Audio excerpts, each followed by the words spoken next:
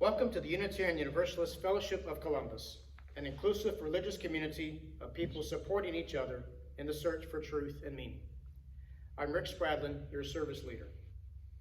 We're meeting this morning by way of YouTube due to the call for social distancing as a result of the COVID-19 virus. The chalice is the symbol of Unitarian Universalism. It speaks to us of reason, tolerance, and freedom, and also of compassion, respect, and love. May its flame ever warm and illuminate our lives.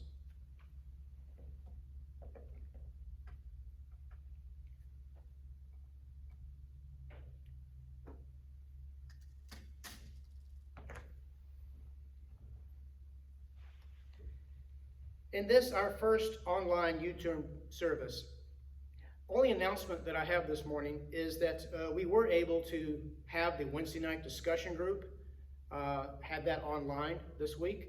If you want to look on their website, UUColumbusGA.org, you can see a reference for that if you want to participate in next Wednesdays. But also, if you have any other announcements that you wish to be included next week, next time we try to do this again, if you can send that in by email. Also for joys and concerns, if you want to send that in. Yes? To me. To you? Okay. Send it to Bill.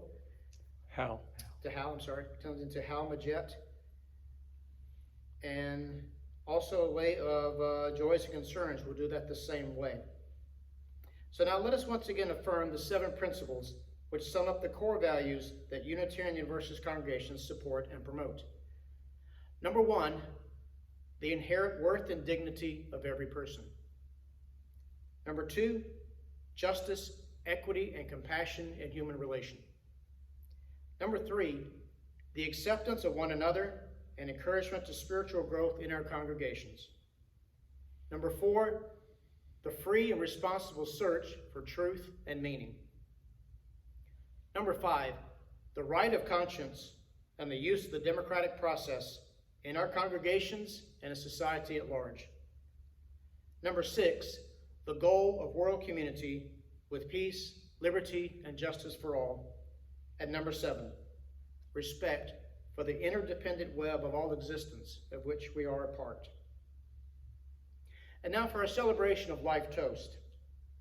If you have something to drink already, you can use it. Otherwise, you can use the spirit wine that I'm using. Please lift your cups. I'll read the toast, and like always, we'll join in together on the last line.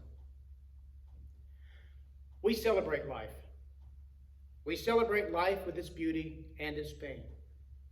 We lift these cups in tribute to the achievements of human minds and hands and in sensitivity to the frustrations of misfortune and heartache. Not fixing blame or credit for the outcome of chance, sensing the risk, savoring the joy, sharing it all. Knowing of the certainty of death and remembering the value of each moment, we drink our toast of celebration to this time, to the future, to each other, to the throbbing of the earth and sea and sky with life. Together, we drink this toast in celebration of life. And it's very easy to recycle these, okay? Well, since we're not able to take up an offering like we normally do, but our treasurer, Ron Ussery, is still paying our bills and working from home as best he can. So if you would like to make a contribution, you can mail that in to UU Fellowship of Columbus, Box 698, Fortston, Georgia, 31808.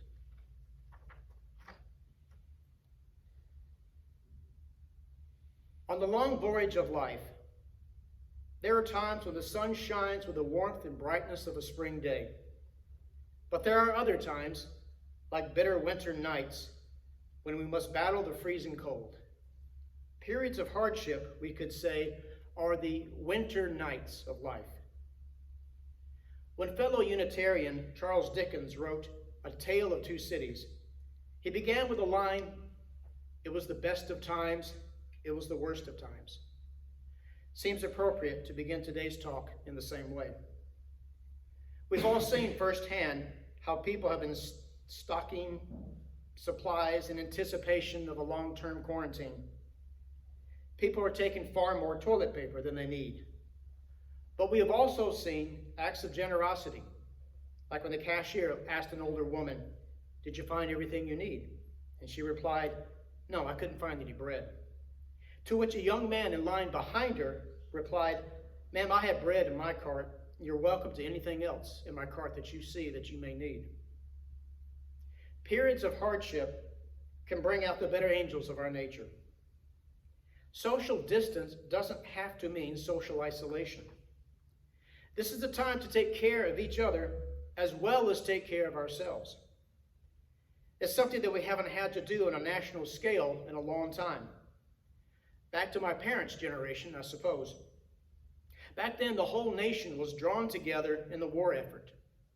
To fend off the advances of Nazi Germany, Fascist Italy, and Imperial Japan, people were called upon to ration food, recycle metal. Factories that once made automobiles were retooled to make airplanes. This is very much like that war effort, and not like the war in Iraq and Afghanistan, where the average citizen was never asked to do anything to contribute to the war effort. No taxes were paid specifically for the campaigns. No rationing of materials to ensure the soldiers had what they needed. No, this is more like the war efforts of old, where every man and woman and child was reminded daily of what was going on. A war in which we all take part in and make sacrifices. It changed our daily lives. To fend off this invisible threat, we're being asked to spread out, keep our distance, wash more often. Hopefully our leaders at the federal level will put aside their differences and provide our new frontline troops, our medical personnel, with the supplies they need. To do my small part, Karen is teaching me how to sew. I'm trying to put together some cotton and flannel masks together to give to our local hospital. But here in Columbus, oftentimes we see firsthand what so many others in our country only read about.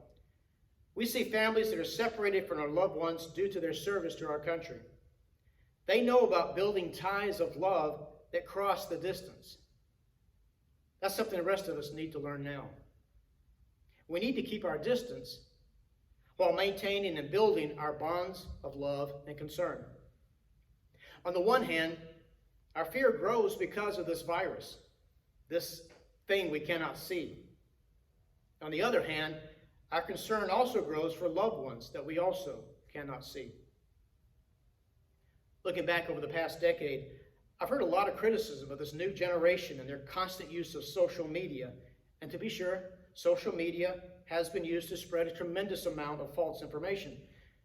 But in light of this new pandemic, social media couldn't have come along at a better time. It's the paradox of our time that although we are together, we must remain apart.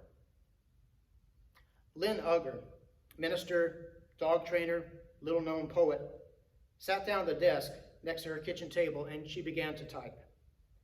A friend had posted something on Facebook about how we needed poetry in this anxious coronavirus age, and she thought, yeah, you're right. Unger had been thinking about social distancing, the idea that to keep the virus from spreading, we need to stay away from each other. She'd been reflecting on that question. How do we physically distance ourselves without emotionally distancing ourselves? In this strange and befuddling moment, she thought, we need to recognize that moving away from people isn't an act of emotional disconnection, but the opposite. It's something to do out of a sense of community and compassion for the vulnerable. And so, with her two Australian shepherds by her side, she spent a little time turning her thoughts into a poem. When she was done, she typed her name at the bottom and posted on Facebook for her small following of friends and colleagues. Now, I shared this with the rest of you the last time I spoke, but that was with less than half of us here. It went like this. Pandemic. What have you thought of it as the Jews consider the Sabbath, the most sacred of times? Cease from travel, cease from buying and selling. Give up, just for now, on trying to make the world different than it is. sing, pray, touch only those to whom you commit your life. Center down. And when your body has become still, reach out with your heart. Know that we are connected in ways that are both terrifying and beautiful. You can hardly deny it now.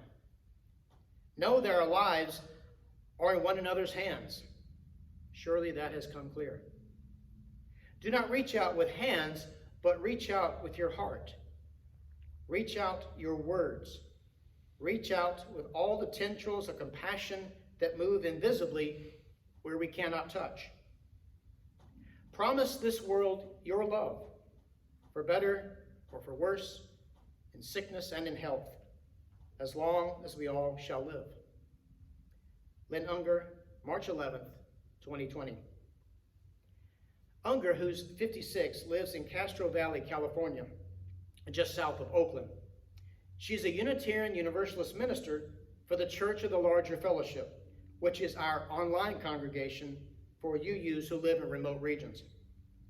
Unger is also Jewish, and thinking about the behavioral restrictions imposed by the Jewish Sabbath helped her to shape her poem. We generally think of restrictions as being a negative, she said, and I quote, but the idea of the Sabbath is that accepting these restrictions, you can exchange money, drive a car, or work, can be a spiritual discipline in that it's a source of beauty, a source of the holy, as opposed to just being a pain in the ass, end quote. So in closing, remember to check in on each other. Don't hesitate to ask for assistance when you need it. And as James Parker, staff writer at The Atlantic, wrote, "Lest this thing worsen, let's agree to be separated by the length of a tall person. No touch. We'll communicate via voice and eyes and heart. Stick together, 6 feet apart." Thank you for listening, and have a safe week. And now we extinguish the chalice here that it might glow gently in our hearts as we leave this place.